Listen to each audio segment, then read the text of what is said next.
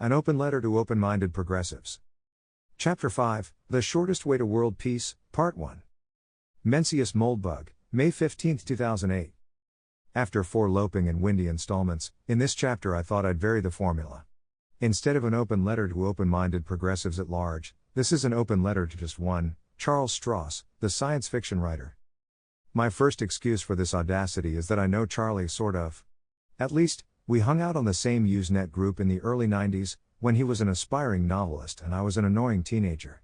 Frankly, anyone who could tolerate me even slightly in my Rambo period is too supine to protest at any atrocity I could possibly perpetrate now. My second excuse is that last year on his Christmas wish list, Charlie included a goodie which I know a lot of you open-minded progressives have been wishing for as well: world peace. Well, it just so happens I have a plan for world peace. Only one problem: it's not a progressive plan. Do you want to hear it? Come on, I know you do. My proposal is the most obvious one imaginable. Perhaps this is why I've never heard anyone propose it. It can be expressed in one sentence. Are you ready? Here we go. The U.S. should recognize the independence and sovereignty of every government on Earth, and respect it according to the principles of classical international law. Perhaps this proposal sounds progressive to you. It's meant to sound progressive, as we'll see. It's about as progressive as William the Conqueror. Perhaps you doubt its power to produce that fantastic desideratum, world peace. Reader, I'll simply have to rely on your patience. All will be uncovered. But not immediately. Why can't I just explain my peace plan directly? Why do you have to churn through another few thousand words? Because you are a progressive and I am a reactionary, and terms like independence, sovereignty, and international law don't mean the same things to us. As Wittgenstein said, if a lion could talk, we would not understand him. As citizens of the progressive 20th century, we grew up with the progressive theory of government and history. All, or almost all, intelligent people today believe this theory. And if we accept it as reality, the concept of a reactionary plan for world peace makes no more sense than a talking lion. There are 2 explanations of why everyone today, including conservatives, whose deviations from Whiggery are negligible by historical standards, is a progressive. The first is that progressive values are universal, and progressive analysis is irrefutable. The second is that the progressive worldview has some property, other than truth and righteousness, which has enabled it to consistently defeat its enemies. I say defeat because I mean defeat. Imagine, for example, that the Axis had won the war. There are many easy ways to construct this counterfactual, but perhaps the easiest is to imagine that Heisenberg had done a better job with the Nazi bomb. If the Nazis have nukes in, say, 1943, the road to a Nazi 2008 is pretty straight. The question is, in our Nazi 2008, what would Wikipedia look like? Let's assume there is a Nazi Wikipedia. Let's assume it has exactly the same POF policy it has today. All Wikipedia articles and other encyclopedic content must be written from a neutral point of view, NPOV, representing fairly, and as far as possible without bias, all significant views that have been published by reliable sources. Of course, in the Nazi 2008, all significant views are Nazi views. All reliable sources are Nazi sources. All the Wikipedia editors, all the contributors, are, you get it. Of course, there will be diversity of opinion. There will be radical Nazis, conservative Nazis, and moderate Nazis. Nazipedia must reflect all the major currents of the great river of Nazi thought. If you really want to break your brain, imagine if the Nazi 2008 found a way to send a film crew into the real 2008, and made a propaganda documentary showing the world as it would be if the Jewish Bolshevik plutocrats had not been vanquished. The camera eye is, of course, selective. But what would it select? But in the real 2008, Nazipedia does not exist. Why? Because there are not enough Nazis to write it. There are actually no Nazis at all in 2008. There are neo-Nazis, but they are low-life scum. Neo-Nazism attracts only weirdos and losers, because, A, it is idiotic, and B, it has no chance of success. National Socialism proper, while no less idiotic, was successful. Even among the intellectual classes, not exactly its political base, it found supporters galore. There was never any shortage of talented and ambitious Nazis. Why would there be? So there is no Nazi Wikipedia, but there could be. There is no Confederate Wikipedia, but there could be. And there is no Jacobite Wikipedia, but there could be. If you can imagine the first, can you imagine the second? I can't even imagine the third, and I'm a Jacobite myself. On certain subjects, I'm sure Nazipedia would be quite reliable. Medicine, for example. Or physics, Nazi nukes would have spelled Finis for Deutsche Physik. It's not at all improbable that in many technical areas, the Axis scientists and engineers of 2008 would have outperformed our own. It'd certainly be cool to see what, say, a Nazi CPU looks like. But on the subjects of Jews, Judaism, Judeology, etc., do we care what Nazipedia has to say? We don't. We know that it is nonsense.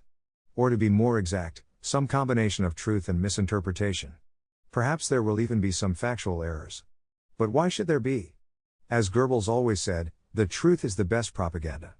If the page for Jew links you to all the sinister deeds that have ever been performed by anyone who happened to be Jewish, it will certainly suffice. Kevin MacDonald is a modern master of this game. So here is my claim about government. As a progressive, your theory of government, its history, its principles, even its present-day structure and operation is nonsense. Just as a misunderstanding of Jews is a fundamental element of the Nazi synopsis, a misunderstanding of government is a fundamental element of the Whig synopsis. It is simply beyond repair.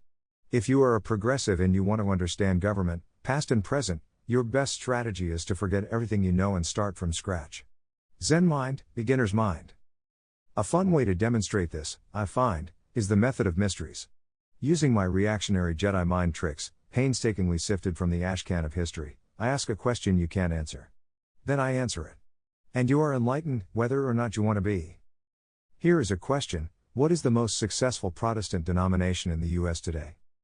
Given that North America was colonized largely by Protestant refugees, you'd think the answer would be pretty obvious. I think it's extremely obvious. It's almost a trick question. Is it obvious to you? If not, let's see if we can find some enlightenment. Suppose you're poking through old books one day, and you find a strange little essay that was written 300 years ago. The author is certainly one of the 10 most important writers in the history of your language. Perhaps even one of the top 5. The essay was originally printed as a pamphlet. It is a polemical pamphlet, written with great wit and sharpness, and its politics are extremely, extreme. It advocates policies that perhaps would have been approved by some figures of the time, but never publicly endorsed. Nothing like them was applied. In fact, the political winds shifted in the opposite direction. Yet what's strange is that the arguments seem quite cogent. Not just from the perspective of 300 years ago, but from the perspective of now. Not that the extreme policies of 300 years ago are now mainstream, at least not these extreme policies. But the pamphlet warns that, if X is not done, Y will happen. X was not done. And Y happened.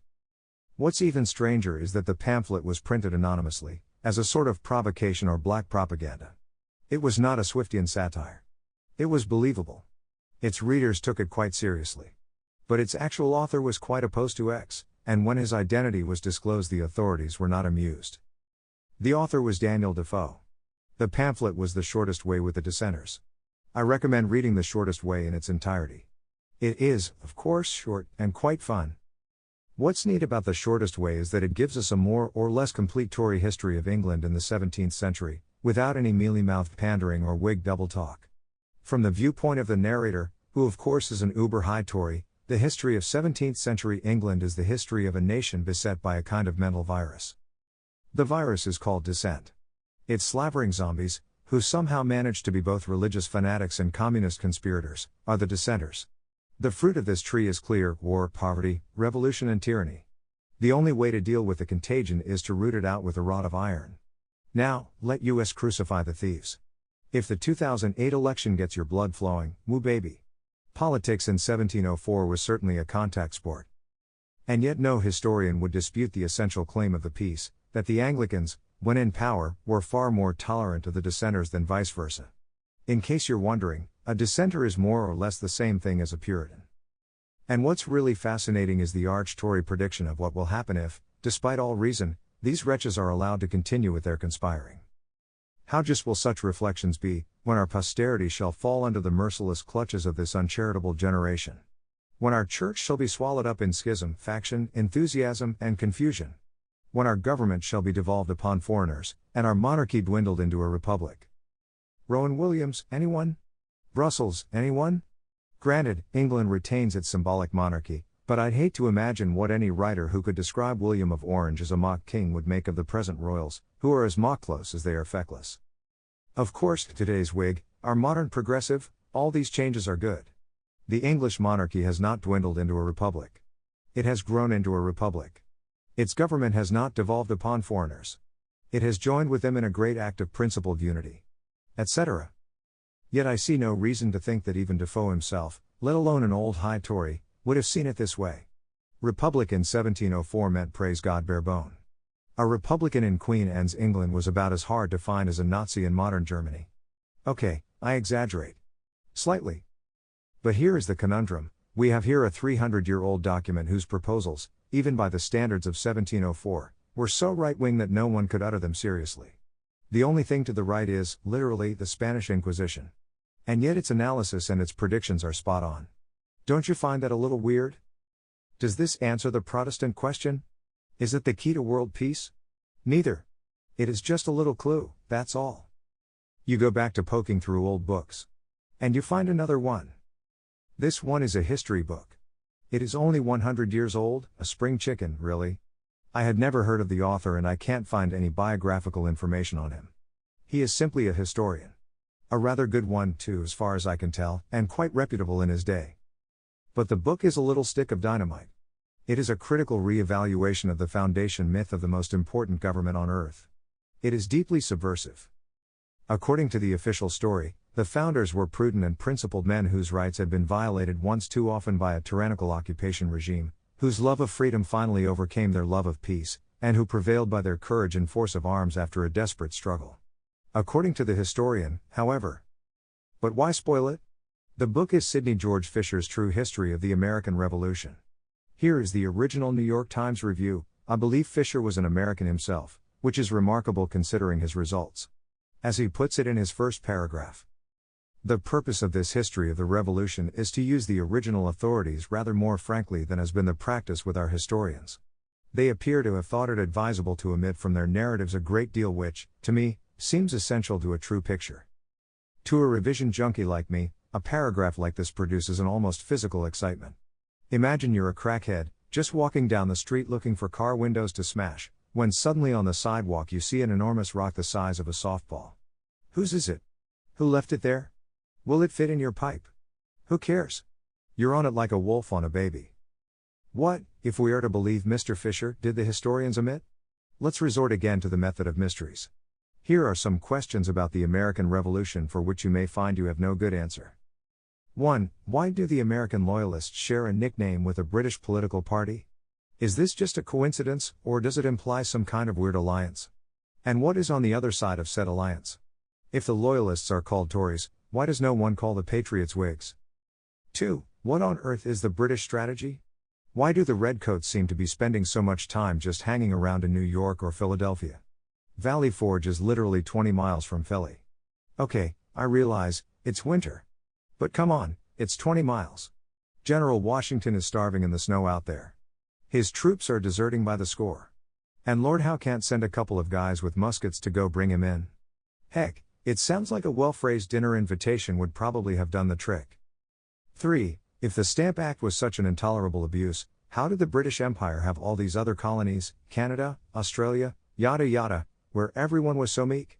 Surely we can understand the idea that taxation without representation was the first step toward tyranny. So where is the tyranny? Where are Her Majesty's concentration camps? Okay, there was the Boer War, I guess. But more generally, why is the history of America so different from that of the other colonies? 4. Why does no one outside America seem to resent these unfortunate events at all? I mean, the revolution was a war. People got pretty violent on both sides. In some parts of the world, when people lose a war, they don't feel that it was just God's will.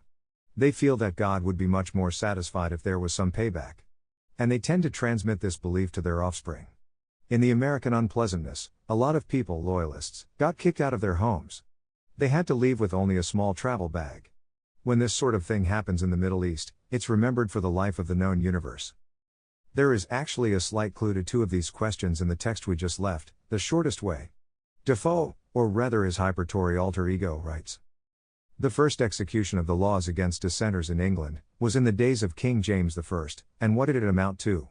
Truly, the worst they suffered was, at their own request, to let them go to New England, and erect a new colony, and give them great privileges, grants, and suitable powers, keep them under protection, and defend them against all invaders, and receive no taxes or revenue from them. This was the cruelty of the Church of England. Fatal lenity. It was the ruin of that excellent prince, King Charles I. Had King James sent all the Puritans in England away to the West Indies, we had been a national unmixed church. The Church of England had been kept undivided and entire. I think we can take it for granted that the difference between sending the Puritans to Massachusetts or Jamaica is not, at least in the narrator's mind, a matter of climate. Oh no. We learn three things from this passage. 1. The issues of the Revolution were already in place 70 years earlier. 2. Since Whiggery is the political projection of Puritanism, elsewhere our narrator refers to fanatical Whiggish statesmen, this is indeed a conflict of Whig and Tory. And 3. At least from the Tory perspective, New England, far from being subjected to unprecedented despotism, has enjoyed a unique set of privileges. Indeed. As Fisher puts it, the British government, only too glad to be rid of rebellious Puritans, Quakers, and Roman Catholics, willingly gave them liberal charters. This explains that freedom in many of the old charters which has surprised so many students of our colonial history. Some of these liberal instruments were granted by the Stuart kings, with the approval of their officials and courtiers, all of whom showed by almost every other act of their lives that they were the determined enemies of free parliaments and free representation of the people. Connecticut, for example, obtained in 1662 from Charles II a charter which made the colony almost independent, and today there is no colony of the British Empire that has so much freedom as Connecticut and Rhode Island always had, or as Massachusetts had down to 1685. Connecticut and Rhode Island elected their own legislatures and governors, and it did not even have to send their laws to England for approval. No modern British colony elects its own governor, and, if it has a legislature elected by its people, the acts of that legislature can be vetoed by the home government. A community electing its own governor and enacting whatever laws it pleases is not a colony in the modern English meaning of the word. Connecticut and Rhode Island could not make treaties with foreign nations, but in other respects they were, as we would now say, semi-independent commonwealths under the protectorate or suzerainty of England. One of the many neat things about Fisher's history is that it was written when the British Empire was actually a going concern, not a shadowy boogeyman from the past. From the British perspective, the condition of the semi-independent commonwealths was irregular at best, and corrupt at worst. Generally the latter. This space is too short to contain the vast tapestry of corruption and venality that Fisher presents. Read the book. Basically, both England and America were happy not to force the issue while there was a third party on the scene, France. But in 1763, this changed. Canada being conquered and England in possession of it, the colonies and England suddenly found themselves glaring at each other. Each began to pursue her real purpose more directly. England undertook to establish her sovereignty, abolish abuses, or, as she expressed it at that time, to remodel the colonies. The patriotic party among the colonists resisted the remodeling, sought to retain all their old privileges, and even to acquire new ones. Again, I don't have the space to copy Fisher's encyclopedic evisceration of the bizarre jailhouse lawyer barratry that the Americans, newly safe from Frenchification, put forth in their attempts to wriggle out of Britain's embrace. Read the book. And along with the barratry, there was another and more ominous development, mob violence. During that summer of 1765, while the assemblies of the different colonies were passing resolutions of protest, the mobs of the Patriot Party were protesting in another way. It certainly amazed Englishmen to read that the mob in Boston, not content with hanging in effigy the proposed stamp distributors, leveled the office of one of them to the ground and smashed the windows and furniture of his private house, that they destroyed the papers and records of the Court of Admiralty, sacked the house of the Comptroller of Customs, and drank themselves drunk with his wines, and, finally, actually proceeded to the house of Lieutenant Governor Hutchinson, who was compelled to flee to save his life. They completely gutted his house, stamped upon the chairs and mahogany tables until they were wrecked, smashed the large, gilt-framed pictures, and tore up all the fruit trees in his garden. Governor Hutchinson was a native of the province, was its historian, and with his library perished many invaluable historical manuscripts which he had been 30 years collecting. The mob cut open the beds and let the feathers out, which they scattered with his clothes, linen, smashed furniture, and pictures in the street. That this outrage had been incited the day before by the preaching of the Reverend Dr. Mayhew, a Puritan divine, did not lessen its atrocity in the eyes of Englishmen. He had held forth on the text, "I would they were even cut off which trouble you," and the mob came very near obeying his instructions literally. A great many respectable citizens were shocked, or appeared to be shocked, at this violence and excess. They held town meetings of abhorrence, a guard was organized to prevent such outrages in the future, and rewards were offered for rioters. But it is quite significant that, although the rioters were well known, as the historians assure us, no one was punished. 2 or 3 were arrested, but were rescued by their friends, and it was found impossible to proceed against them. I love that appeared to be shocked. Does it not capture the essence of Dr. Johnson's hypothesis? As a more recent thinker put it, guilty as sin, free as a bird, it's a great country. But we now reach the heart of the problem, which is that not all Americans are Whigs, and not all Englishmen are Tories. The history of the Whig-Tory conflict is best told as a series of 3 civil wars, one east of the pond in the 17th century, one across the pond in the 18th, and one west of the pond in the 19th. So the American Revolution, a civil war with an ocean in the middle. As Fisher describes, the whole question of the taxation of the colonies was raised again. Witnesses, experts on trade, all sorts of persons familiar with the colonies, including Franklin, were called to the bar of the House, examined and cross-examined. The agents of the different colonies were constantly in attendance in the lobbies. No source of information was left unexplored. The ablest men of the country were pitted against each other in continual debates, and colonial taxation was the leading topic of conversation among all classes. There were 2 main questions: was the Stamp Act constitutional? And, if constitutional, was it expedient? It was the innings of a radical section of the Whigs, and, being favorable to liberalism in the colonies, they decided that the Stamp Act was not expedient. They accordingly repealed it within a year after its passage. But they felt quite sure, as did also the vast majority of Englishmen, that Parliament had a constitutional right to tax the colonies as it pleased, and so they passed what became known as the Declaratory Act, asserting the constitutional right of Parliament to bind the colonies in all cases whatsoever, and this is still the law of England. The rejoicing over the repeal of the Stamp Act was displayed, we are told, in a most extraordinary manner, even in England. The ships in the Thames hoisted their colours and houses were illuminated. The colonists had apparently been able to hit a hard blow by the stoppage of trade. The rejoicing, however, as subsequent events showed, was not universal. It was the rejoicing of Whigs or of the particular shipowners, merchants, and working men who expected relief from the restoration of the American trade. It was noisy and conspicuous. There must have been some exaggeration in the account of the sufferings from loss of trade. It is not improbable that Parliament had been stampeded by a worked-up excitement in its lobbies, for very soon it appeared that the great mass of Englishmen were unchanged in their opinion of proper colonial policy, and, as was discovered in later years, the stoppage of the American trade did not seriously injure the business or commercial interests of England. But in America the rejoicing was, of course, universal. There were letters and addresses, thanksgivings in churches, the boycotting associations were instantly dissolved, trade resumed, homespun given to the poor, and the people felt proud of themselves and more independent than ever because they could compel England to repeal laws. The colonists were certainly lucky in having chanced upon a Whig administration for their great appeal against taxation.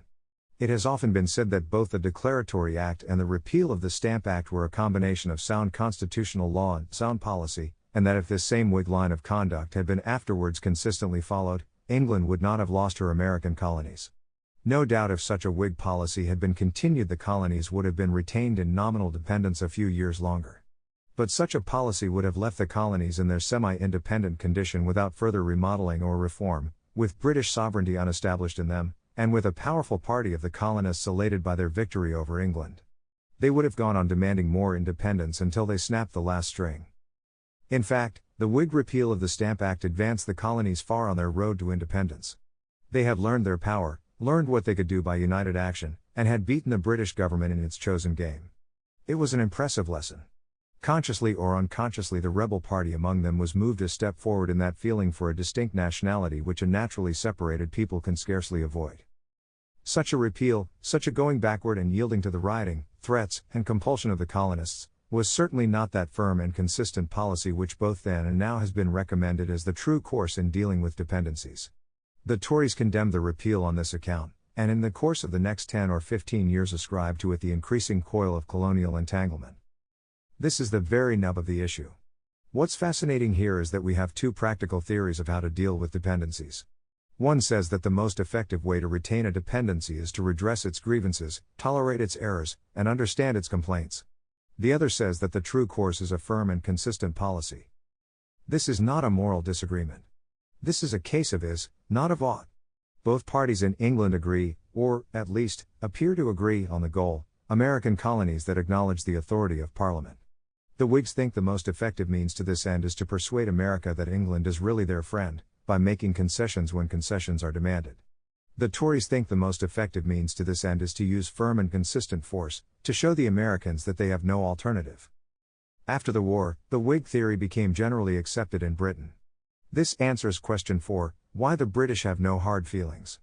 They have no hard feelings because they believe the war resulted from a British mistake. In Chapter 3 we read the first paragraph in Macaulay's History of England, that famous archetype of Whig history. From the second, it will be seen how, in two important dependencies of the Crown, wrong was followed by just retribution, how imprudence and obstinacy broke the ties which bound the North American colonies to the parent state, how Ireland, cursed by the domination of race over race, and of religion over religion, remained indeed a member of the empire, but a withered and distorted member, adding no strength to the body politic, and reproachfully pointed at by all who feared or envied the greatness of England. Later, of course, England followed Macaulay's advice and made concessions in Ireland. As a result, the Irish have enjoyed many years of peace and have rewarded the British Empire with their eternal devotion and love. History is not science. Nor is government. Neither the American experiment nor the Irish is a general case with all variables controlled. They are more like parenting, every kid is different.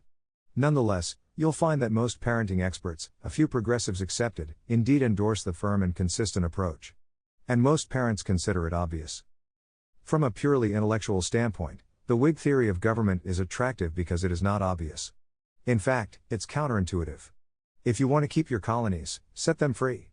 It's almost a sting song. And there is a place in this theory for the intellectual. It demands explanation.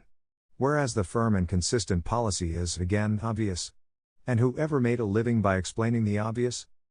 On the other hand, the Whig theory has another attraction, of a more practical sort. Suppose the Whig theory is right and the Tory theory is wrong. In that case, the Tories are working against their own interests. Unusual, certainly. But not unheard of.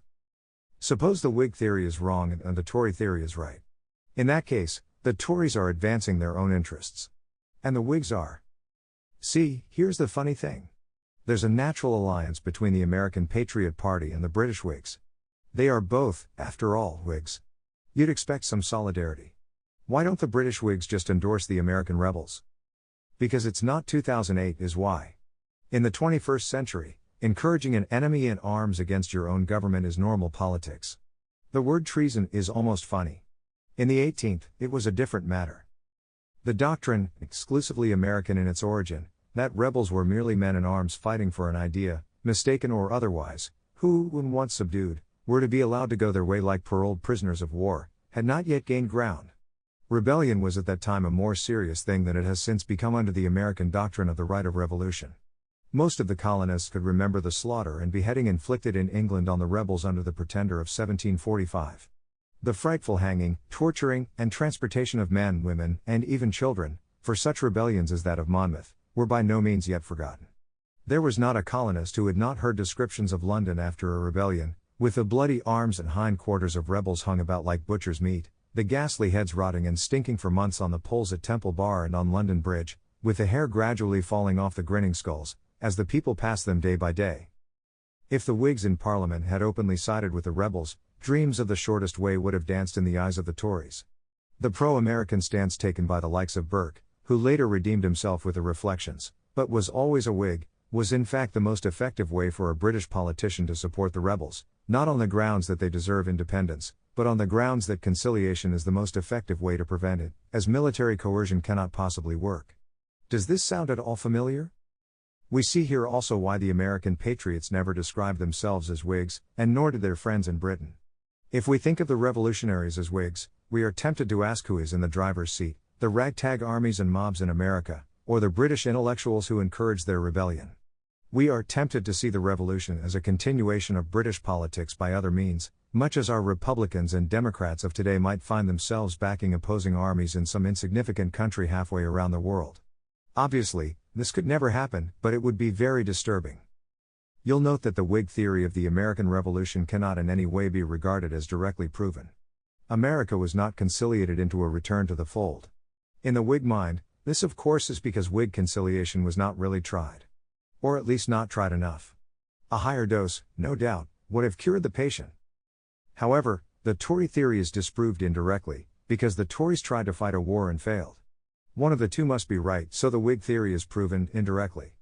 A very typical piece of Whig logic. There is only one problem. Suppose I am a civil engineer and I send a letter to Caltrans, warning them that serious design flaws in the New Bay Bridge will cause it to collapse. If they hire me, I will fix it for them. They ignore my letter. The bridge collapses. This makes me a prophet, or at least a whistleblower. On the other hand, suppose an acetylene torch with my fingerprints on it is found around the base of the bridge. This puts the matter in a different light, n'est-ce pas? And so, for the failure of the Tories to suppress the American Revolution to be regarded as evidence for the Whig theory of conciliation, it sure would be nice to know that the reason that the Tories failed isn't that the Whigs prevented them from succeeding. I am neither a specialist in the period nor a historian at all. So I will simply point out one undisputed fact in the matter, which is that two of the leading British generals, Howe and Cornwallis, were Whigs, in fact, Whig MPs. For the rest, I will leave you in Fisher's hands. Perhaps he is right, and perhaps he isn't. What's really interesting is that no one seems to care. After all, we live in a world which is more or less ruled by the US government, whether through its military power, or its moral leadership. Washington is not without critics.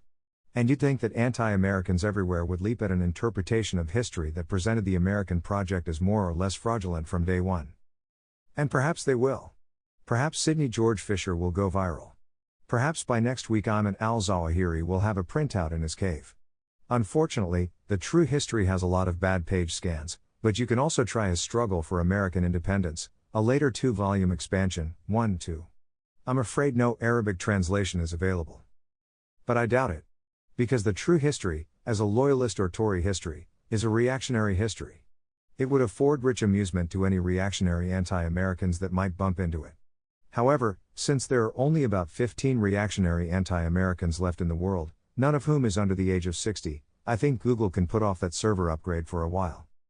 What is reactionary anti-Americanism anyway? Charles Francis Adams expresses it well in his essay A National Change of Heart, 1902. I recalled my first experiences in England far back in the 60s, in the dark and trying days of our Civil War, and again, more recently, during the Commercial Depression, and contest over the free coinage of silver, in 1896. Then, especially in the earlier period, nothing was too opprobrious, nothing too bitter and stinging, for English lips to utter of America, and men and things American. We were, as the Times, echoing the utterances of the governing class, never wearied of telling us, a dishonest and a degenerate race, our only worship was of the almighty dollar. A hearty dislike was openly expressed, in terms of contempt which a pretense of civility hardly feigned to veil. They openly exulted in our reverses, our civilization was, they declared, a thin veneer, democracy, a bursted bubble. In the 1960s, too, nothing was too opprobrious for English lips to utter of America. But were we a degenerate race of barbarians, ruled by the mob? Au contraire. Now, America was not democratic enough. We had become reactionary fascist capitalist pigs. And in between, as Adams describes, there was a honeymoon. And now what a change. And so very sudden. Nothing was too good or too complimentary to say of America. Our representatives were cheered to the echo. In the language of Lord Rosebery, at the King Alfred millenary celebration at Winchester, on the day following the McKinley funeral, the branches of the great Anglo-Saxon stock were clasping hands across the centuries and across the sea, and the audience applauded him loudly as he spoke. Ah, the great Anglo-Saxon stock. As Hunter S. Thompson put it, we've certainly learned a lot about race relations since then. So in the course of a century, we see Britain passing from anti-Americanism, through pro-Americanism, back to anti-Americanism. Is this a reversal? Did the pendulum swing, then swing back? But when we look at the actual political motifs in the two kinds of anti-Americanism, we see very little in common, besides of course hatred of America. Clearly it's this word anti-American that's confusing us. If we split it in half we can see the trend clearly. To be counter-American is to resist American political theory. To be ultra-American is to accept American political theory so completely that you become more American than America itself, and you feel America is not living up to her own principles. Thus we have a monotonic trend, increasing acceptance of American political theory. Adams has an interesting explanation. The first was the outcome of our gigantic, prolonged Civil War. At one stage of that struggle, America, loyal America, touched its lowest estate in, the estimation of those called, and in Great Britain considered, the ruling class, the aristocracy, the men of business and finance, the army and navy, the members of the learned professions. Nonetheless, They then saw us accomplish what they had in every conceivable form of speech pronounced impossible. We put down the rebellion with a strong hand, and then, peacefully disbanding our victorious army, made good our every promise to pay. We accomplished our results in a way they could not understand, a way for which experience yielded no precedent. Nonetheless, the dislike, not unalloyed by contempt, was too deep-rooted to disappear at once, much more to be immediately transmuted into admiration and cordiality. They waited. Then several striking events occurred in rapid succession, all within 10 years. I am no admirer of President Cleveland's Venezuela diplomacy. I do not like brutality in public any more than in private dealings. Good manners and courtesy can always be observed, even when firmness of bearing is desirable. Nonetheless, bad for us as the precedent then established was, and yet will prove, there can be no question that, so far as Great Britain was concerned, the tone and attitude on that occasion adopted were productive of results at once profound and, in some ways, beneficial. The average Englishman from the very bottom of his heart respects a man who asserts himself, provided always he has the will, as well as the power, to make the self-assertion good. This, as a result of our civil war, they felt we had. We had done what they had most confidently proclaimed we could not do, and what they, in their hearts, feel they have failed to do. Throughout our rebellion they had insisted that, even if the conquest of the Confederacy was possible, which they declared it manifestly was not, the pacification of the Confederates was out of the question. They thought, also, they knew what they were talking about. Had they not for centuries had Ireland on their hands? Was it not there now? Were they not perpetually floundering in a bottomless bog of Hibernian discontent? Would not our experience be the same, except on a larger scale and in more aggravated form? The result worked out by us wholly belied their predictions. Not only was the rebellion suppressed, but the Confederates were quickly conciliated. The British could not understand it. In the case of the Transvaal they do not understand it now. They merely see that we actually did what they had been unable to do, and are still trying to do. The Spanish War showed that our work of domestic conciliation was as complete as had been that of conquest. In other words, they love us because we're badasses. Quite a contrast to the present-day theory of anti-Americanism. But hardly refuted by it, quite a bit of badassery has flowed under the bridge since the Venezuela arbitration. Supposedly Eisenhower used barnyard language on the phone to Anthony Eden in the Suez Crisis. Eden was not an uncultured man, he was surely familiar with the old counter-American tradition, and I suspect he muttered once or twice to himself that if Palmerston and Russell had just bit the bullet and recognized the freakin' Confederacy, none of this would be happening. Adams' point boils down to the truism that a rational actor, if forced to take sides in a conflict, should choose the side more likely to win. Recently, another prominent statesman expressed the same point in more equestrian terms. Thus we understand ultra-Americanism. In a world where all the real shots are called in Washington, ultra-Americanism is the most effective way to influence said calls. First, you ally yourself with the ultra-Americans in America proper, of which there has never been any shortage. What is Howard Zinn? An Eskimo? By definition, power in America is moving in the direction of these actors, so you are on the winning team. Second, you add your weight to the winning team, thus entitling yourself to some kind of payback, by expressing the following sentiment ad nauseum: America, we hate you, and if you don't start living up to American principles, we will continue to hate you. Of course, none of this is a conscious strategy, it just happens to work. You might be surprised how many Americans ascribe their support for ultra-American politics to this phenomenon, which enables the likes of a Barack Obama to talk about America's moral leadership. As a counter-American might put it, if America is a moral leader, you really have to wonder who the moral followers are. Has the planet really sunk so low? Yes, I'm afraid it has. If you hate America but you're tired of being an ultra-American, especially now that everyone else is one, why not consider a switch to the counter-American persuasion? I have just the perfect book for you. It's called Memoirs of Service Afloat by Admiral Raphael Semmes, and it is the great Confederate novel, or would be if it was fiction. If you have ever felt yourself tempted to use the phrase Universal Yankee Nation in a disparaging sort of way, run, do not walk, to Admiral Semmes. Bear in mind, however, that many of your other opinions will need to change. But we note something else in Adams' presentation: it is quite inconsistent with the Whig theory of the American Revolution. No wonder the British are impressed. Macaulay has just been telling them that Americans cannot be conquered and pacified by mere military force. Along comes the Universal Yankee Nation, and does just that. Perhaps it's just Yankees proper who are invulnerable, like the Lord's Resistance Army, to bullets. And we are reminded, once again, of the shortest way. Sir Roger Lestrange tells us a story in his collection of fables, of the cock and the horses.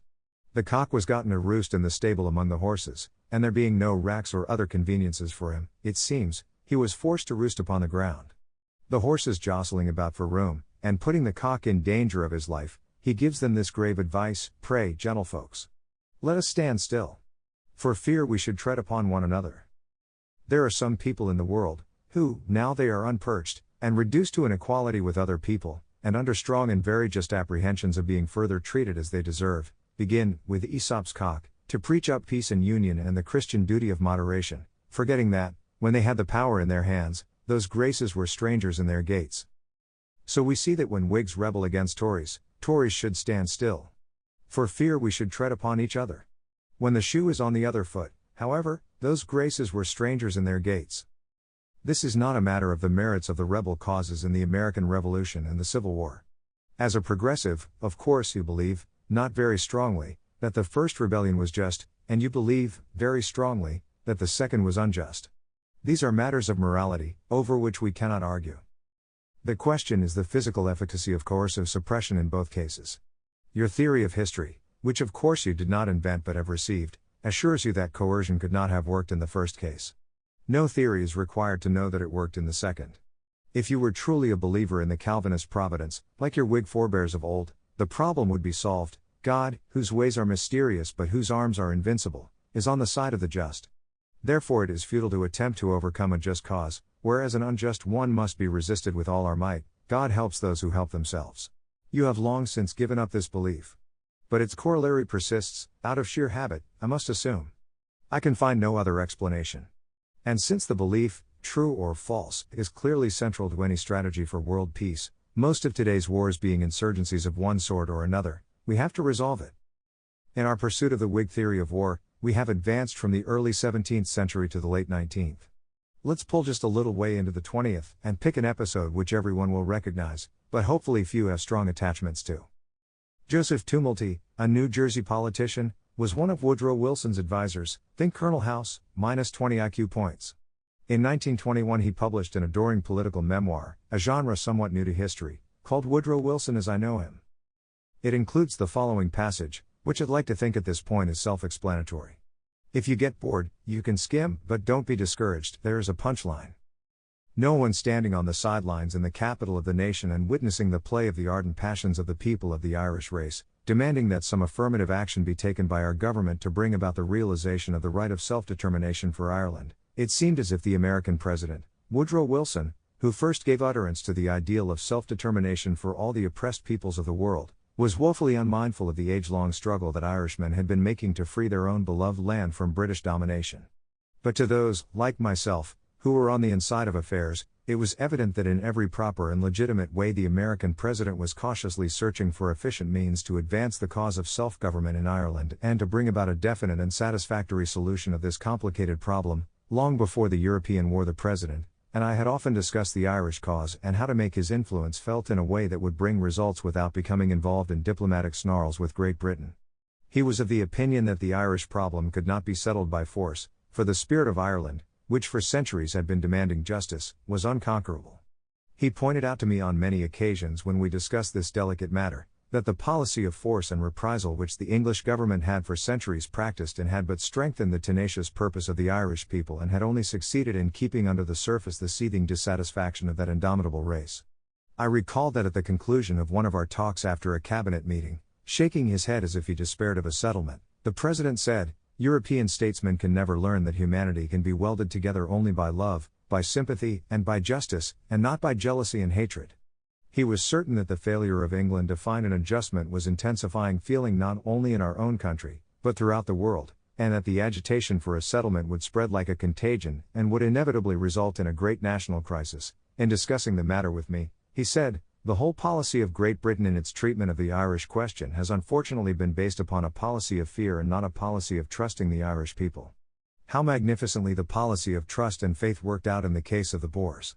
Unfortunately, the people of Ireland now believe that the basis of England's policy toward them is revenge, malice, and destruction. You remember, Tumulty, how the haters of the South in the days of Reconstruction sought to poison Lincoln's mind by instilling into it everything that might lead him in his treatment of the South toward a policy of reprisal, but he contemptuously turned away from every suggestion as a base and ignoble thing. Faith on the part of Great Britain in the deep humanity and inherent generosity of the Irish people is the only force that will ever lead to a settlement of this question. English statesmen must realize that in the last analysis, force never permanently settles anything. It only produces hatreds and resentments that make a solution of any question difficult and almost impossible. I have tried to impress upon the Englishmen with whom I have discussed this matter that there never can be a real comradeship between America and England until this issue is definitely settled and out of the way. Many times in informal discussions with British representatives that came to the White House, the President sought to impress upon them the necessity for a solution, pointing out to them how their failure was embarrassing our relations with Great Britain at every point. I am sure that if he could with propriety have done so, Woodrow Wilson would long ago have directly suggested to Great Britain a settlement of the Irish question, but, unfortunately, serious diplomatic obstacles lay in the way of an open espousal of the Irish cause. He was sadly aware that under international law no nation has the right to interest itself in anything that directly concerns the affairs of another friendly nation, for by the traditions of diplomacy such interference puts in jeopardy the cordial relations of the nations involved in such controversy.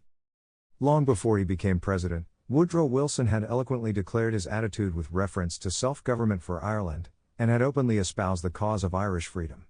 In a speech delivered at New Brunswick, New Jersey, on October 26, 1910, he said, "Have you read the papers recently attentively enough to notice the rumors that are coming across the waters? What are the rumors?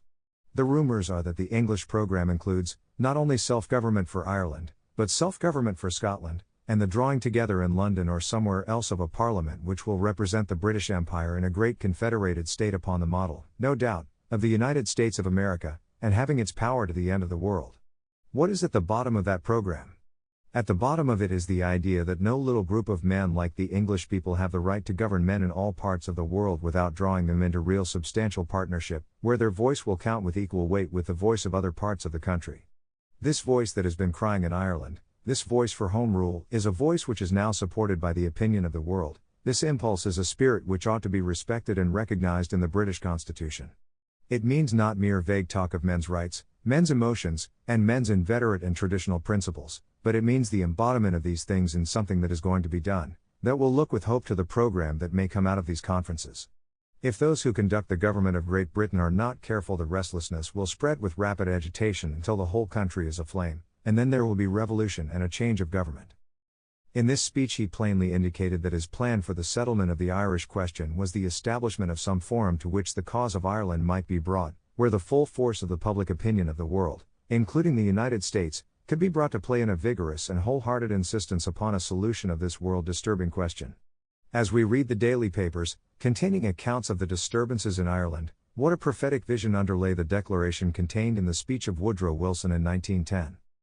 If those who conduct the government of Great Britain are not careful, the restlessness will spread with rapid agitation until the whole country is aflame, and then there will be revolution and a change of government. I recall his passionate resentment of the attitude and threats of Sir Edward Carson, leader of the Unionist forces in the British Parliament, when he read the following statement of Carson carried in the American press, after the passage of Home Rule through the House of Lords: "In the event of this proposed Parliament being thrust upon us, we solemnly and mutually pledge ourselves not to recognize its authority. I do not care twopence whether this is treason or not." Discussing Carson's utterance, the President said, "I would like to be in Mr. Asquith's place. I would show this rebel whether he would recognize the authority of the government or flaunt it. He ought to be hanged for treason. If Asquith does not call this gentleman's bluff, the contagion of unrest and rebellion in Ireland will spread until only a major operation will save the empire. Dallying with gentlemen of this kind who openly advocate revolution will only add to the difficulties. If those in authority in England will only act firmly now, their difficulties will be lessened. A little of the firmness and courage of Andrew Jackson would force a settlement of the Irish question right now. I swear to God, I have alighted nothing except where indicated." Tumulty segues directly from the unconquerable spirit of the Irish to the firmness and courage of Andrew Jackson. There is not even a segue.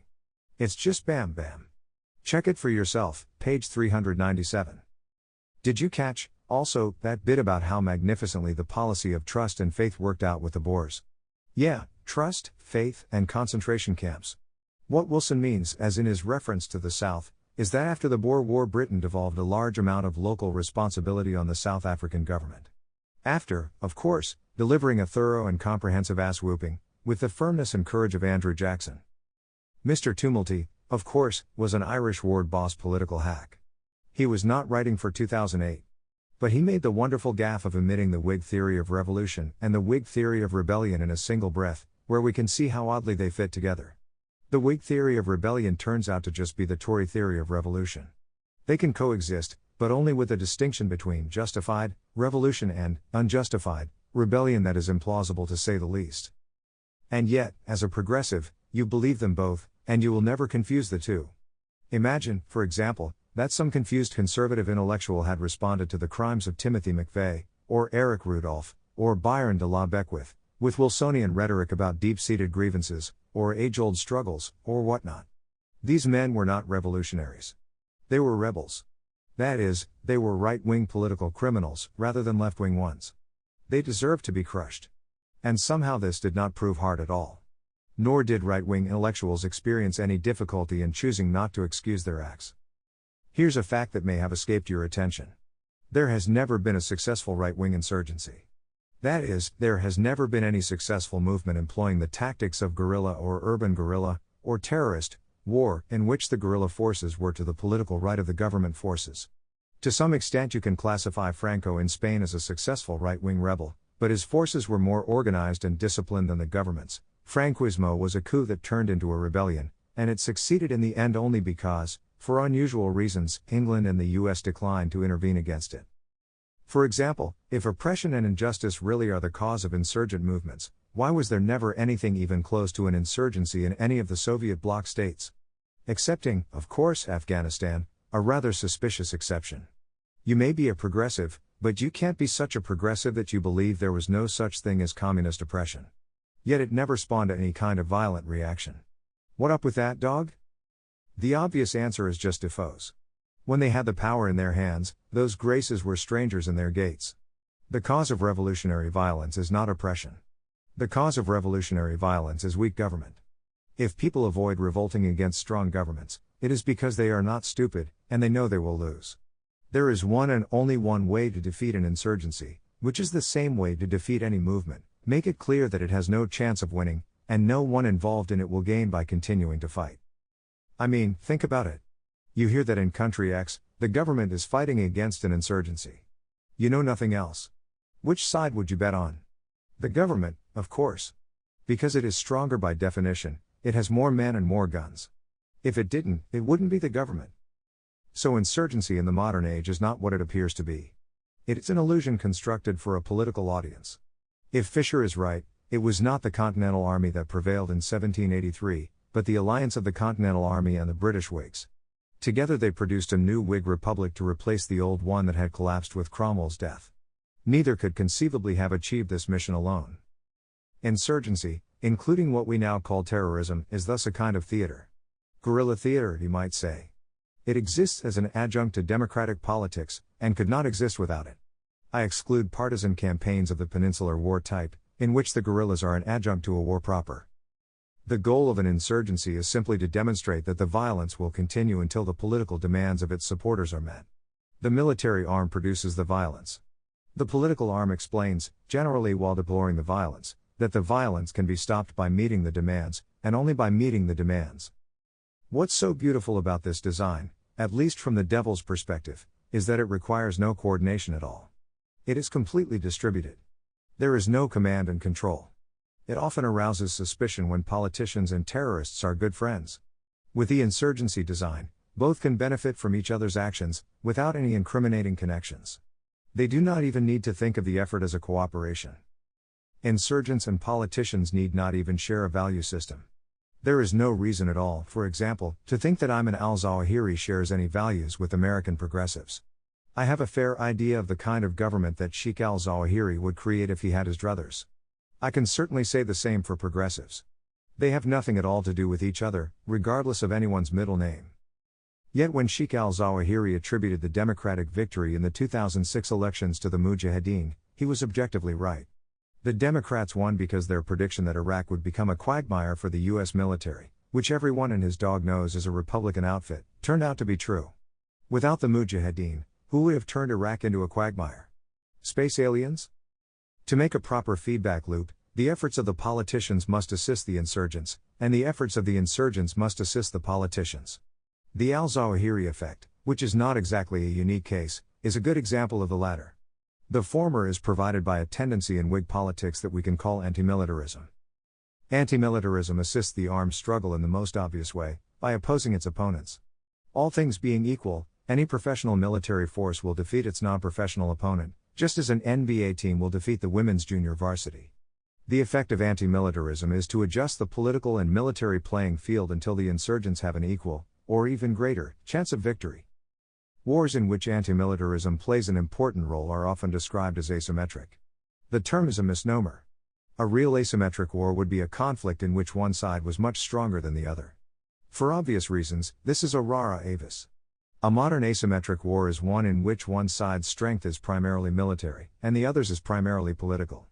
Of course, this does not work unless the political and military sides are at least nominally parts of the same government, which means that all asymmetric wars are civil, although they may be fought by foreign soldiers on foreign territory. How does anti-militarism do its thing? As always in war, in any way it can. In the case of Lord Howe, we see what looks very much like deliberate military incompetence. Military mismanagement may occur at the level of military leadership, as in the case of Lord Howe, or in civil-military relations, as with McNamara. The military may win the war and its civilian masters may then simply surrender, as in the case of French Algeria. The most popular approach today, however, is to alter the rules of war. War is brutal. If you were a space alien, you might expect a person opposed to this brutality to ameliorate it, or at least attempt to, by A. deciding to support whichever side is the least brutal, B. promoting rules of war which minimize the incentive for brutal conduct, and C. encouraging the war to end as quickly as possible with a decisive and final result. Modern progressivism does not resemble any of these actions. In fact, it resembles their polar opposite. It is certainly motivated by opposition to brutality, but the actions are not calculated to achieve the effects. In a word, it is anti-militarism. For example, the modern U.S. military has by far the highest lawyer-to-soldier ratio in any military force in history. It requests legal opinions as a routine aspect of even minor attacks. It is by no means averse to trying its own soldiers for judgment calls made in the heat of battle, a practice that would strike Lord Howe as completely insane. Here is a personal narrative of the consequences. Meanwhile, its enemies relish the most barbaric tortures. And which side does the progressive prefer? Or rather, which side do his objective actions favor? Adjusting the rules of war in this way is an excellent strategy for the 21st century anti-militarist. He does not have to actually express support for the insurgents, as his crude predecessors of the 1960s did. As Tom Hayden put it, we are all Viet Cong now. Today anyone who can click a mouse can learn that the NLF was the NVA and the NVA were cold-blooded killers, but this knowledge was controversial and hard to obtain at the time. The people who knew it were not, in general, the smart ones. We are all Al-Qaeda now simply does not compute, and you don't hear it. But nor do you need to. An arbitrary level of anti-militarism can be achieved simply by converging military tactics with judicial and police procedure. Suppose, for example, Britain was invaded by the Bolivian army, in a stunning seaborne coup. Who would win? Probably not the Bolivians, which is why they don't try it. But suppose that the Bolivian soldiers have the full protection of British law. The only way to detain them is to arrest them, and they must be charged with an actual crime on reasonable suspicion of having committed it. Being a Bolivian in Britain is not a crime. You cannot, of course, shoot them, at least not without a trial and a full appeal process.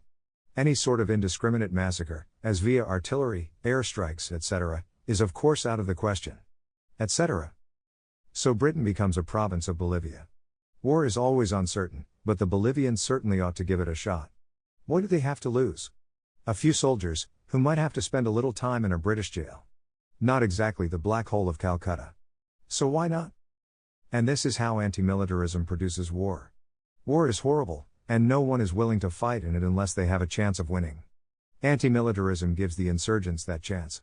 And this is the other half of the feedback loop.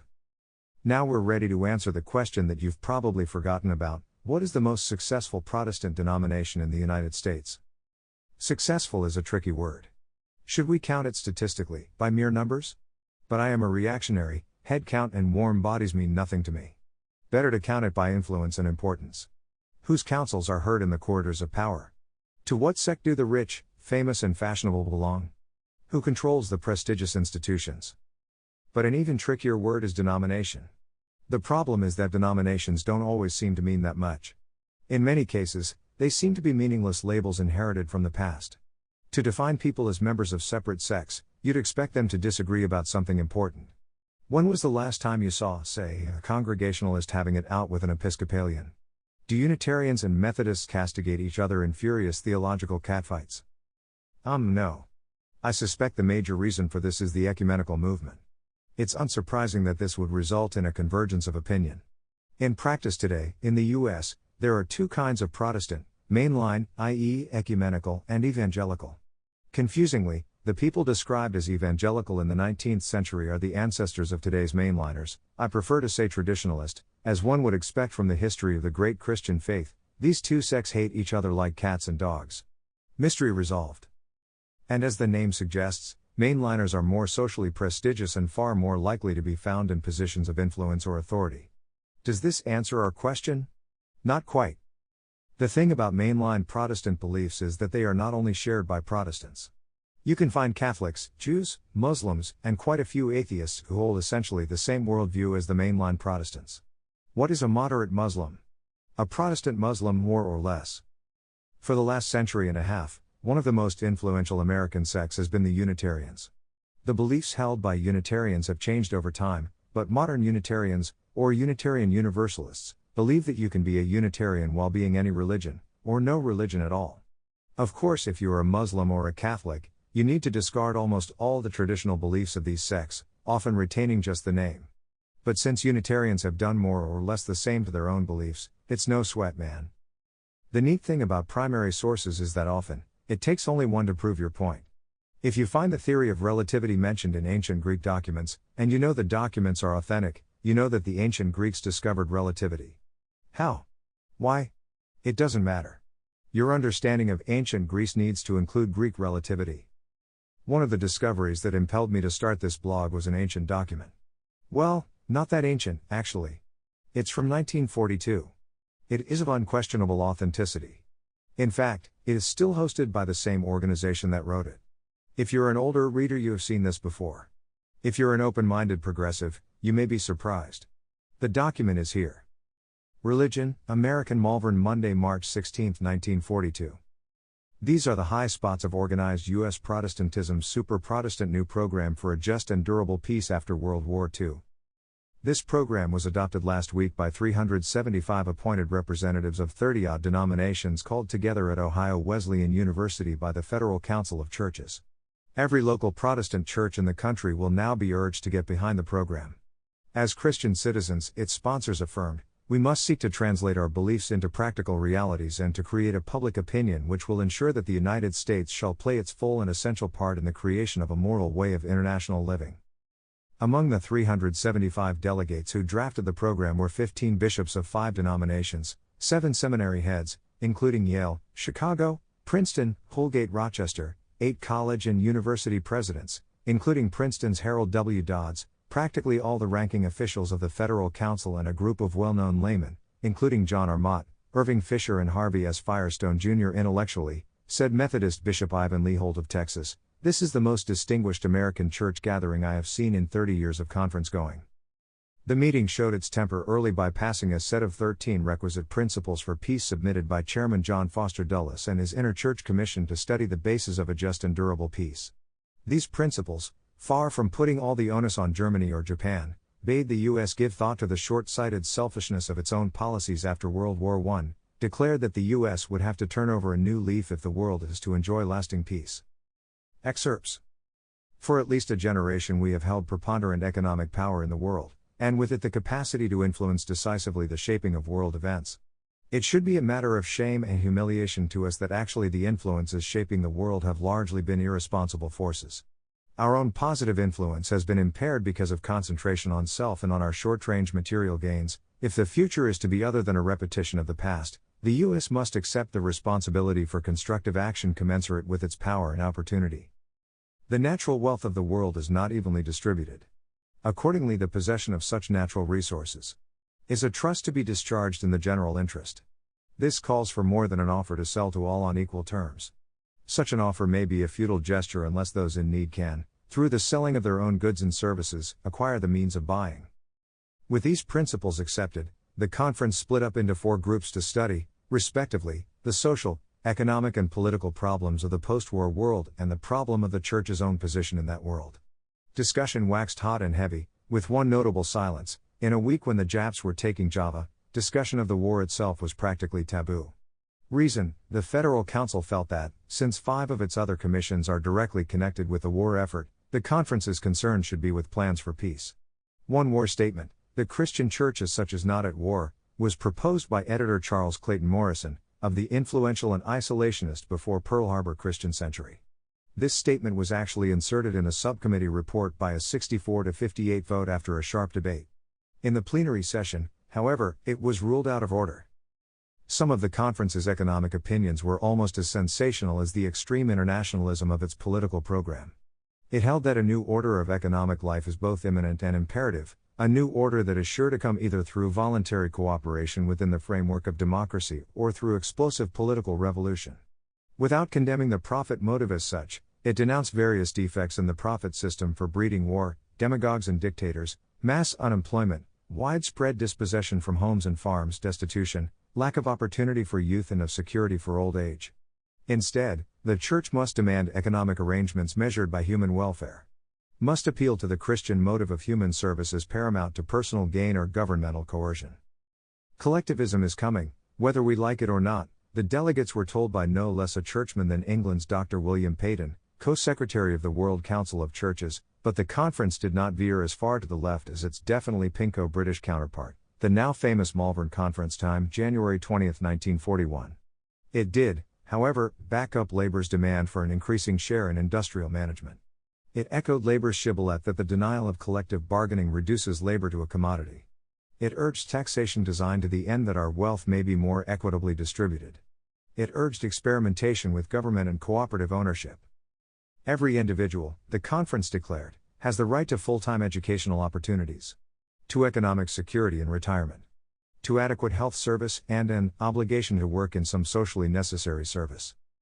The conference statement on the political basis of a just and durable peace proclaimed that the first post-war duty of the Church will be the achievement of a just peace settlement with due regard to the welfare of all the nations, the vanquished, the overrun and the victors alike.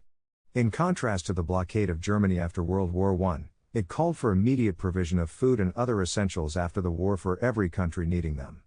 We must get back, explained Methodist Bishop Francis J. McConnell, to a stable material prosperity not only to strengthen men's bodies but to strengthen their souls.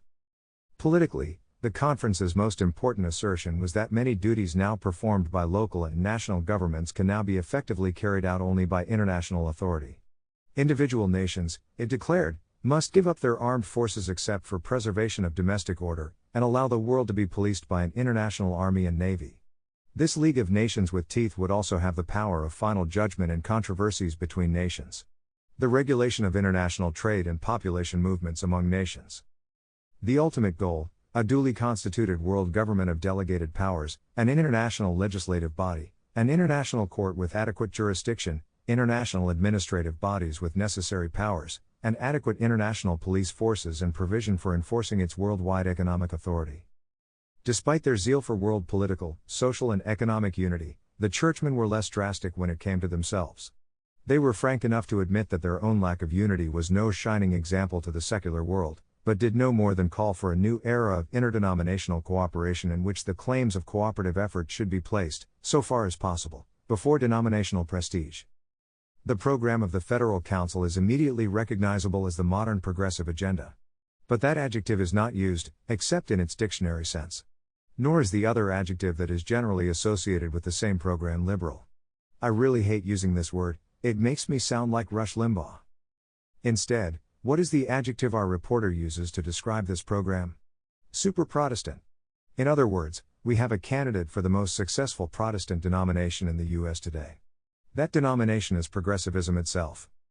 Progressives, at least the majority of progressives, do not think of themselves as a religious movement. In fact, presumably for adaptive reasons, they have discarded almost every trace of theology, though there is still some lingering fondness for the Prince of Peace. But the line of descent from the English dissenters to Bill Moyers is as clear as that from chimp to man. After some failed experiments, I coined the name Universalism, for progressivism understood as a Protestant sect, and have been using it here for a while. I am still not sure about this word, though it is appropriate for several reasons, theological and mundane. It seems inoffensive, and progressives will often describe themselves as small u universalists. But progressive is what its adherents call themselves, and it seems polite to respect this. I may just go back and forth. Whatever you call it, progressivism is not just a religious movement. It is not just a matter of spiritual opinion. Like classical Islam, it is a complete way of life. And it comes with a political arm-wiggery. Whether you believe the dissenter-Whig complex is good or evil, you cannot avoid admitting that it is the most successful religious and political movement in the history of the known universe. So that's one answer to our question. There is an even more disturbing answer, though. Another way to measure success is by fidelity of transmission. While universalism is most certainly descended from the 17th century American Puritans, read this book if you don't believe me, your average Puritan would be absolutely horrified by progressive beliefs. As would just about anyone in the 17th century. But who is the closest? Actually, there is a 17th century of extremist dissenters whose beliefs closely track modern progressivism.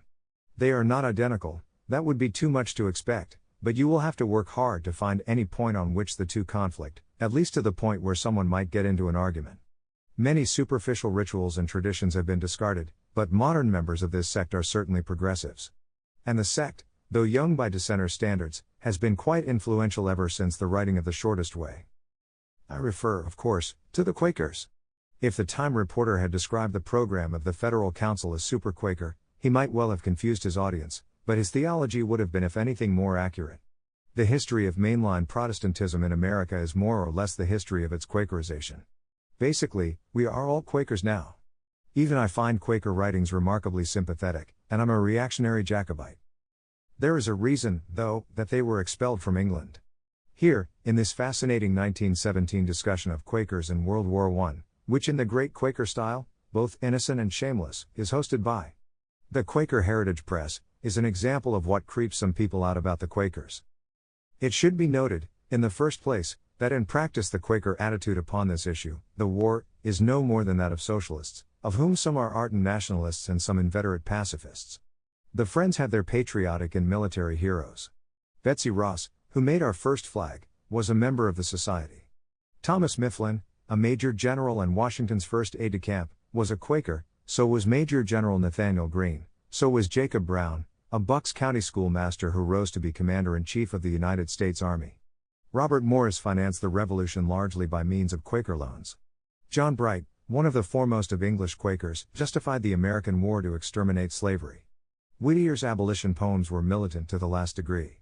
Even William Penn proposed an international league to enforce peace, requiring compulsion by arms if necessary.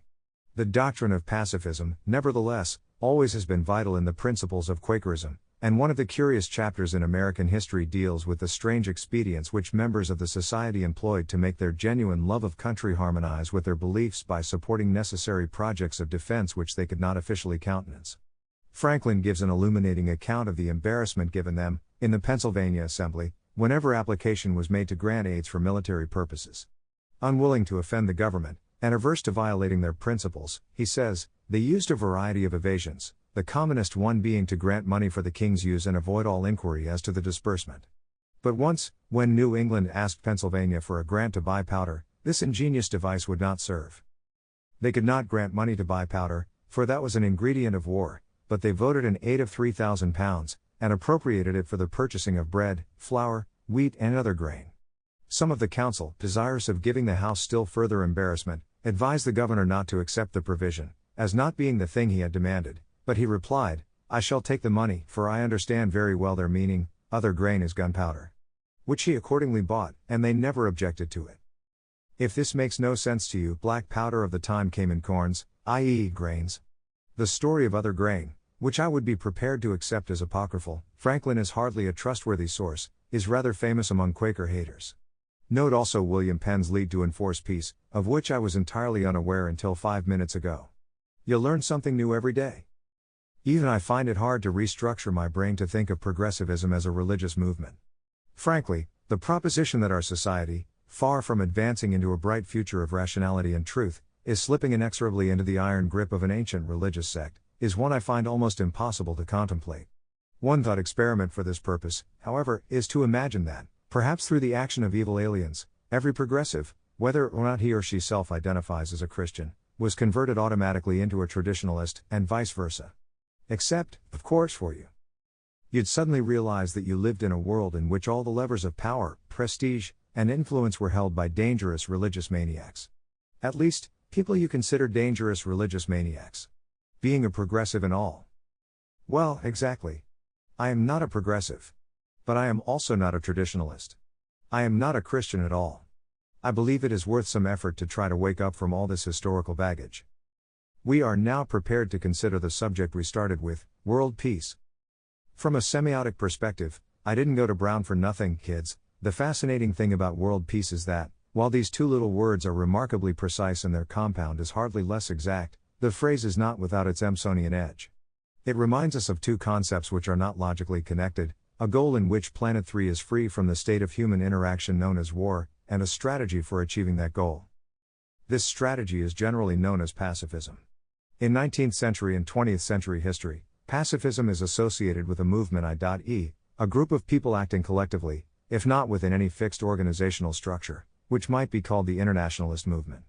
While this inevitably fuzzy category embraces an enormous set of individuals and projects across the last 200 years, I think it's a fair summary to say that an internationalist believes that the best way to achieve world peace is to build global institutions which act in the interest of humanity as a whole. Tennyson's Locksley Hall is the classic expression. Till the war drum throbbed no longer, and the battle flags were furled in the Parliament of Man, the Federation of the World.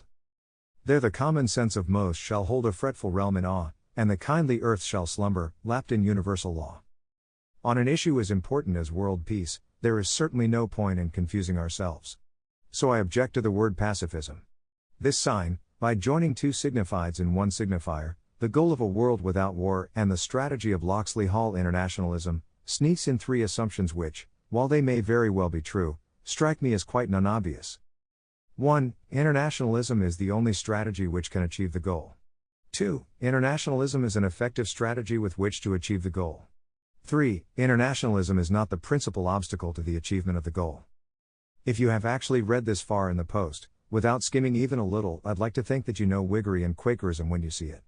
So let me suggest an alternative to the Locksley Hall strategy for world peace, a return to classical international law. Of course, our internationalists talk of nothing but international law. But what they mean is modern international law. They believe, good Whigs that they are, that the changes they have made in the last century are improvements. Quakerization is always an improvement, and international law has certainly been quite thoroughly Quakerized. By classical, I mean anything before World War I. But a century is a nice dividing line. Let's take as our text, therefore, Elements of International Law, 3rd edition, 1908, by George B. Davis. I know nothing about this book or its author, but it is obviously a standard text. There are little bits of proto-universalism to be found in it, but they are easily identified and discarded. For the most part it contains all the wisdom on statecraft of the classical European world, and it is very good at citing its sources. It is certainly not a mere collection of the personal opinions of George B. Davis, whoever he was. Here, for example, is classical international law on guerrilla warfare. Guerrillas. The term guerrilla is applied to persons who, acting singly or joined in bands, carry on operations in the vicinity of an army in the field in violation of the laws of war. They wear no uniform, they act without the orders of their government, and their operations consist chiefly in the killing of picket guards and sentinels, in the assassination of isolated individuals or detachments, and in robbery and other predatory acts. As they are not controlled in their undertakings by the laws of war, they are not entitled to their protection.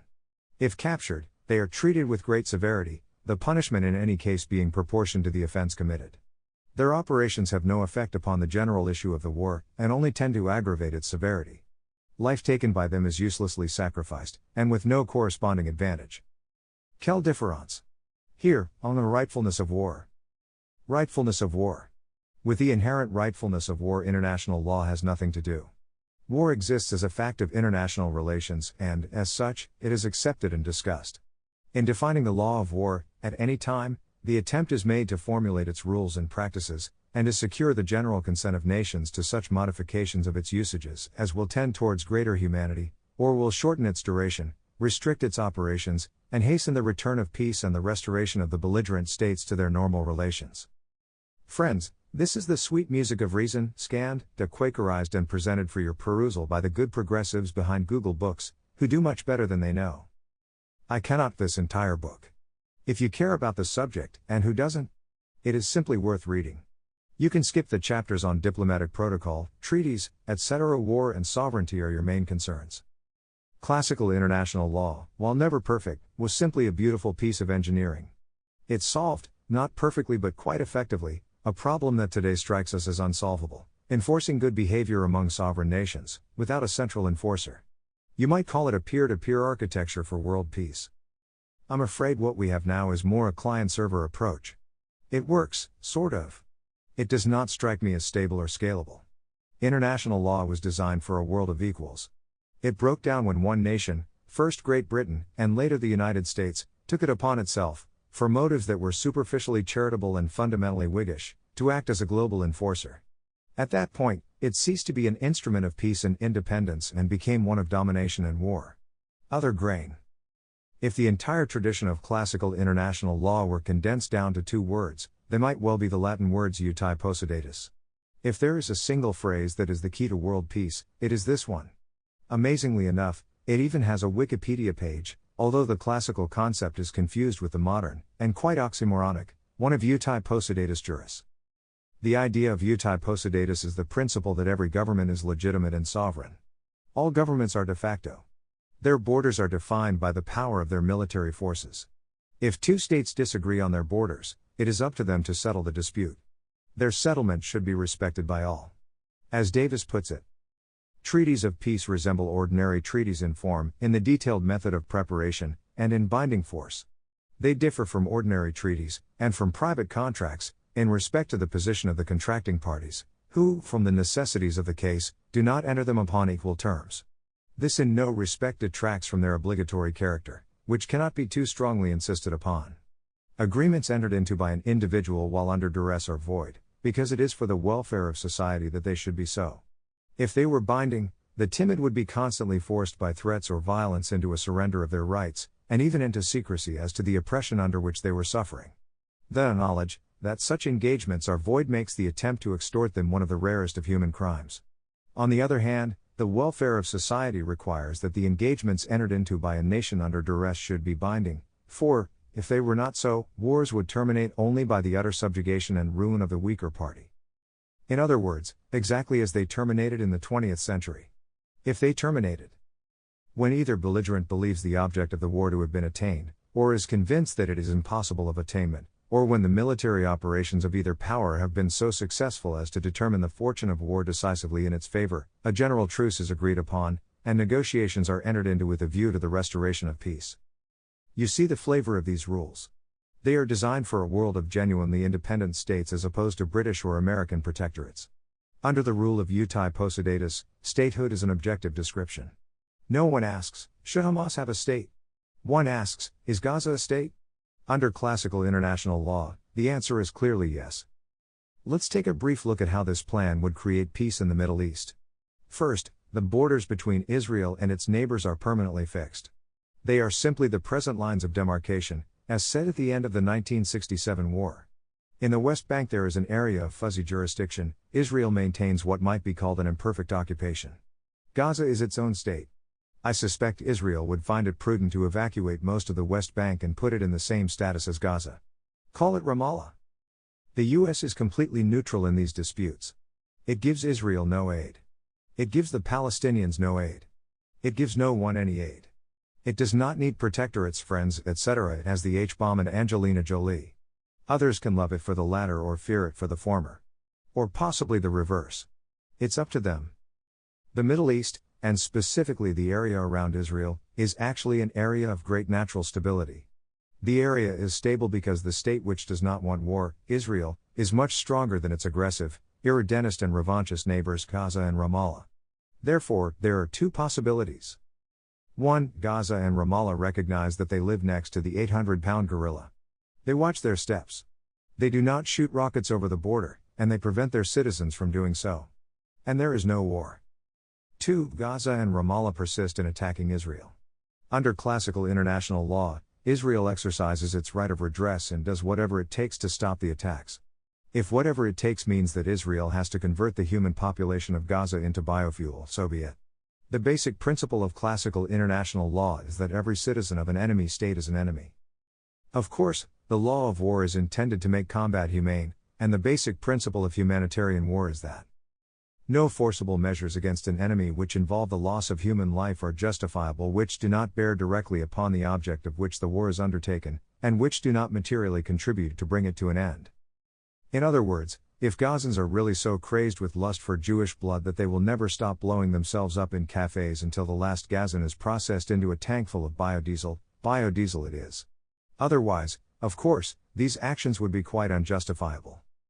Of course, Gazans are not really this crazy. They are normal people. They would take option 1 in a heartbeat, and the only reason they haven't already is that they are just doing their jobs. Hating Israel is the national industry of Palestine. That is, via American and European aid, it generates more or less the entire Palestinian GDP. If Palestinians stop attacking Israel, if they just settle down and live their lives like the normal people they are, there will be no reason for anyone to give them money. And the money will stop. Ah, you cry, but justice. The Palestinians cry for justice. Well, perhaps it is just for Israel to give the Palestinians money, or land, or cheeseburgers, or something. I would like to think that this money should come from Israel, not from Washington. But if the Palestinians want money, or land, or cheeseburgers, they will have to find some way of extracting these goods from Israel, or whoever else, on their own. Because the world of classical international law is not the world that is ruled by Uncle Sam, dispenser of justice to all. This is the genius of classical international law. It is based on the concept of actual sovereignty. When you establish your Quaker League for enforcing peace, or even your British balance of power, you establish an international super-sovereign. Which is a world government. Which is not, in the hands of the Quakers, a workable design. It might be a workable design in the hands of the Nazis, but would you want it to be? The Palestinian problem is the reductio ad absurdum of Quakerism. Quakers believe that peace can be created by redressing grievances. When this principle is pointed toward the left, it becomes no justice, no peace. When it is pointed toward the right, it becomes appeasement. For example, New Zealand activist John Minto, who has Quaker written all over him, has produced a brilliant reinvention of Lebensraum. An artificial state for 4 million displaced Palestinians to govern themselves over several disconnected pieces of poor quality land not wanted by Israel is not viable in any meaningful sense of the word. Even if all the initial grievances are absolutely just by some objective standard, the cycle of grievance and reward will quickly attract gangsters and create a mafia grievance factory. The tragedy is that Mr. Minto and his ilk are so close to seeing the true principle of peace. Peace is learning to live with the world as it is, not as you want it to be. You'd think a Quaker would be able to see this in a flash. But I'm afraid power has corrupted them. Do the Palestinians find themselves with poor quality land? Then agriculture is probably not their métier. Dubai has some pretty crappy land, as well. Its residents spend far less time brooding over the subject of Jews. Perhaps a simple solution would be for Dubai to annex Gaza. Contiguous borders, while preferable, are hardly essential in the 21st century. Forget about the past. Live in the future. It is almost impossible to overestimate how politically dependent the world's nations are on the US. I suspect that if we embrace the principles of classical international law overnight, next week would see military coups in almost every country in the world. In the present world, a military government in, say, Brazil, would be ostracized and isolated into oblivion with remarkable speed. In the world of classical international law, the US does not care what form of government is practiced in Brazil. It only cares that Brazil does not invade it, harass its shipping, welsh on its debts, etc. There is a lot of order to restore in Brazil, and a lot of prestige to be won by restoring it. At least in Brazil. And why should it matter what Washington thinks of Brazil? Answer: it shouldn't. The world of 2008 has one major sovereign state, the US. There are two smaller ones, Russia and China, which have passed through communism to a system of government that might almost be described as neo-reactionary. By avoiding dependency on American aid, the oil kingdoms of the Gulf also retained a certain level of sovereignty. Iran and its satellites are trying to achieve stable sovereignty by building nuclear weapons, and being insanely aggressive toward America. Hopefully their aggression will stop after they succeed, but who knows? The salient financial feature of the present world is the gigantic trade deficit between the democratic world and the neo-reactionary world, in favor of the latter. This is not a coincidence. The Gulf states are neo-reactionary because they have oil, which has enabled them to preserve something vaguely like their traditional forms of government, rather than becoming just more third-world protectorates of the State Department. Russia too has oil, which after communism had the same effect. And China has that real rara avis, a healthy capitalist industrial base, a consequence of its bold resistance to democracy. This financial imbalance is oddly reminiscent of the situation between the communist and Western worlds before the collapse of the former. Of course, it could just be a coincidence. Don't get your hopes up. This one will take a while. There was a funny article the other day in the Times. It seems Kuwaitis have noticed that they have democracy, that Dubai doesn't, and that the latter seems to be rather better off for it. Don't miss the pictures of Kuwait's financial district side-splitting, not that Kuwait has much democracy. It's a constitutional monarchy. But Dubai is an absolute monarchy, and the difference is unremarkable. Especially since Kuwait has way more oil than Dubai. The great wave of Whiggery has washed to the end of the world and the top of the beach. Its source is not moral righteousness, but mere power. That power is waning. It still looks like the future, but not as much as it used to. Patches of sand are starting to show through the water. Will another wave come? Or will the water just wash back? And if so, will it wash back slowly, or will it all just disappear one day, the way communism did?